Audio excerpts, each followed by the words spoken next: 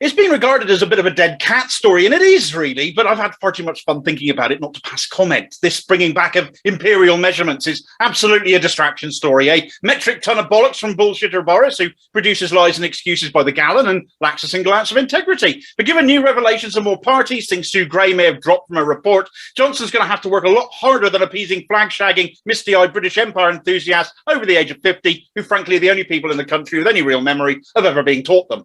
The thing is, a huge number of imperial measurements have carried on being used. They've never gone away. We use them every day. When we want to know how far away a place is when driving, all the distances are still given in miles. When we're following a recipe, we're as likely to be reading one in pounds and ounces as we are in grams and kilos. And indeed, when people ask you how big your baby was, what do you tell them?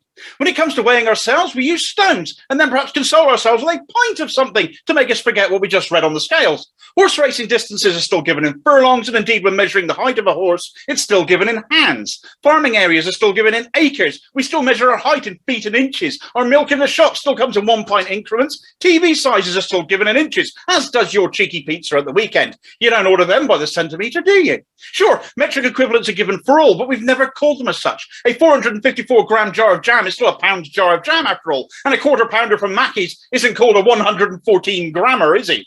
Frankly, all Johnson could bring back is the weird and wonderful ones. And who, even amongst older generations, would ever use them? Barleycorns, cables, links, rods, trams, birches, gills, grains, pecks, slugs, scruples, bushels, pennyweights. The Tories call this British culture, but it's nonsense, and quite mad nonsense at that. How would they ever enforce this anyway? Forcing us to use yards instead of metres by not printing metric on tape measures anymore? There'd be uproar by people used to working in tenths, as the metric system does, if suddenly they have to use a system consisting of 8ths, 12ths or 16ths. Jacob Rees-Mogg can diddle himself silly with the Union Jack at the thought of this all he likes, and Johnson can stick a peck of pickled peppers up his pissing arse if he thinks people will change their ways over this, especially when the sensible imperial measures never really went away anyway. What next, bozo? Pounds, shillings and pence?